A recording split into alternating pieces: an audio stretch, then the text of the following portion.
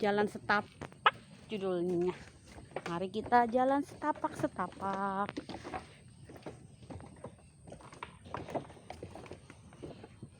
Kalau 2 tapak berarti apa ya? Loncat dong. Gue nggak berani. Kenapa emang? Takut rubuh. pulang.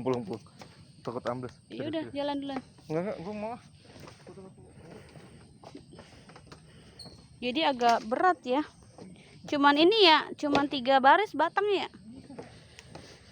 Jadi kita menyerah untuk menuju ke sana karena berat badan kita yang sudah aku aja dah.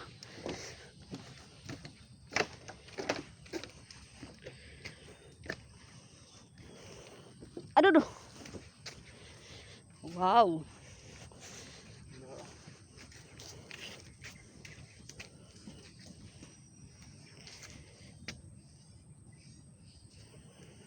Ini paling cakep sih ini deh. Di sana kota, sini hutan. Apaan, mainan apaan? Kerang. Mana kerang? Ini kerang. Ini kerang jepit namanya. Oh iya, ini ada di itu. Oh itu tuh. Iya, Kepiting. Kerang jepit. Kerang jepit itu berarti kepiting. Ini gede nih. Mana? Tuh. Mana, Cong? Ini nih, tuh. Dalam. Oh iya. Ambil. Tuh gede. Nih gimana cara ngambilnya? Jangan lu gitu. Ini kayu patah. Tuh gede banget.